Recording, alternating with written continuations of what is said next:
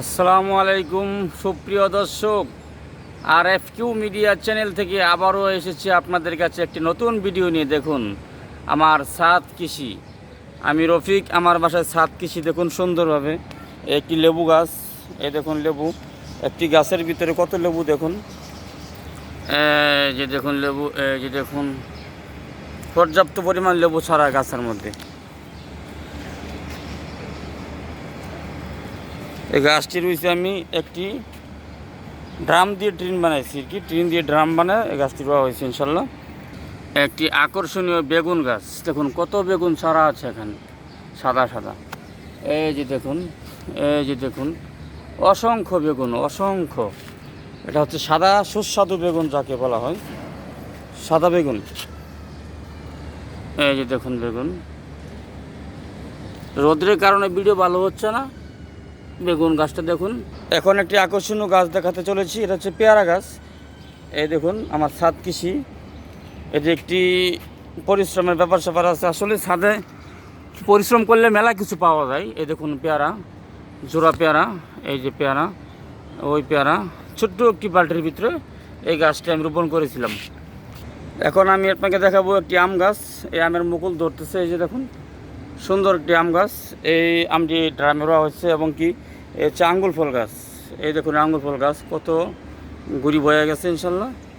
এখন আমি আপনাদেরকে দেখাবো আঙ্গুল ফল।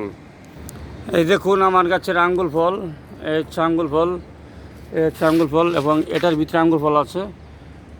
ওই যে ফাঁকা দিয়ে দেখা যাচ্ছে আঙ্গুল ফল, ওই যে ফাঁকা দিয়ে, এবং ওখানে আর আঙ্গুল ফল আছে।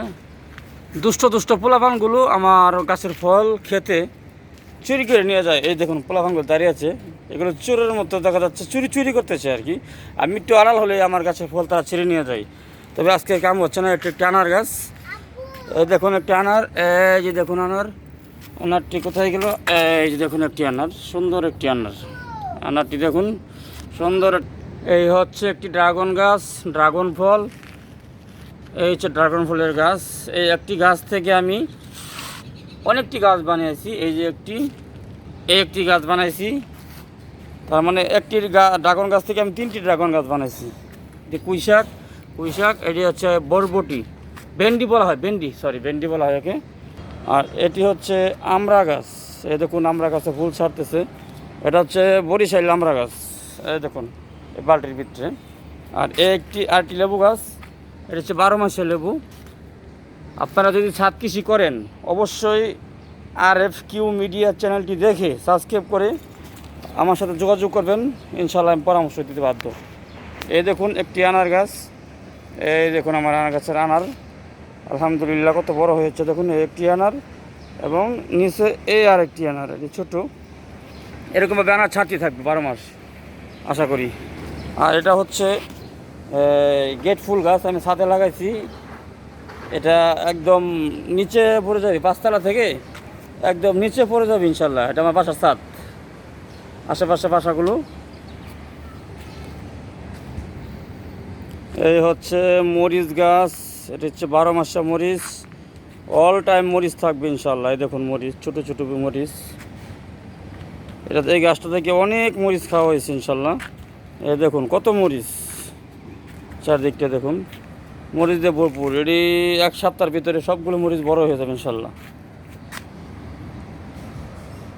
দেখা যাচ্ছে কত মরিচ, রোদ্রের কারণে ভিডিওটা ভালো হচ্ছে না। এই হচ্ছে আরেকটি বেগুন গাছ, দেখুন সাদা বেগুন, ছোট ছোট সাদা বেগুন। এই বেগুনগুলো খুব স্বাদ। এটার মধ্যে অনেকটি বেগুন, আজকে আমি বেগুন তুলবো ইনশাল্লাহ, প্রায় 1 কেজি মতো বেগুন হয়ে যাবে আমার। এটা হচ্ছে আরেকটি আনার গাছ। আর এটা হচ্ছে কাগজচা লেবু, এটাতে এখন লেবু সারা নাই, তবে সারবে ইনশাল্লাহ আশা করতেছি। এটা হচ্ছে একটি পেয়ারা গাছ, পেয়ারার জাতটা খুব ভালো। এই দেখুন পেয়ারা, ছোটো ছোটো পেয়ারা ছাড়তেছে। এই যে একটি পেয়ারা, তারপর দেখা যাচ্ছে এই আরেকটি পেয়ারা। এই হচ্ছে তার ড্রাম, এই হচ্ছে টোটালটা গাছ। এই হচ্ছে আরেকটি আনার গাছ। এই দেখুন এই ড্রামের মধ্যে আমি আনার গাছটি রোপণ করেছিলাম। এই আমার গাছের আনার, এই আনার, এই এই দেখা যাচ্ছে। তারপরে এই ওই দেখুন দেখা যাচ্ছে 3টা এক লরের মধ্যে। তারপরে এই যে দেখুন পাতায় পাতায় আনার দেখা যাচ্ছে, এই যে আনার, এভরিথিং ভালো, খুবই ভালো আনার ছাড়ছে। এবং এদিকে আরও আছে আনার, দেখাই আমি আপনাদেরকে সবাইকে দেখাই। ছাদের মধ্যে এত সুন্দর একটি আনার গাছ, এটা বিশ্বাসই করা যায় না আসলেই। এই দেখুন অত্যন্ত সুন্দর আনার গাছটি হয়েছে। এটা রোডের লোকে দেওয়া, নাহলে বর্তমানে এটা নষ্ট করে ফেলা। এটা হচ্ছে একটি আপেল কুল বড়ই গাছ, আপেল কুল বলা হয় আর কি। এটা থেকে আমি অনেক বড়ি খেয়েছি। এই গাছের ডাল ভেঙে যাচ্ছিলো বড়ইয়ের ভারে। দেখুন একটি বেগুন গাছ। সর্বশেষ যেটা দেখাচ্ছি সেটা হলো, আমি দেখুন এই বালতি ভরে আমি গাছের মধ্যে পানি দিই। কীভাবে পানি দিতে হবে দেখুন, গাছের উপরের অংশ অবশ্যই সুন্দরভাবে ভিজিয়ে দিতে হবে, কারণ পুরা রোদ্রের কারণে ছাদের মধ্যে মাটি কম পাওয়ার কারণে গাছের গোড়াসহ উপরে শুকিয়ে যায়, যার জন্য গাছের উপর থেকে ভিজিয়ে দিতে হবে সুন্দরভাবে।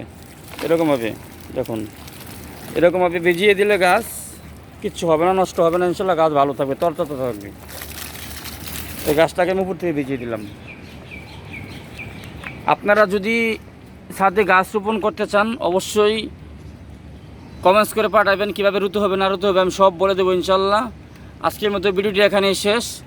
আপনারা দেখুন আমার ছাদ থেকে একটি সুন্দর মনোরম পরিবেশ আপনাদেরকে দেখাই। চারপাশ কত সুন্দর সুন্দর বিল্ডিং দেখুন। এটা হচ্ছে জামগড়া, আশুলিয়া, সাভার, ঢাকা, মোল্লাবাজার।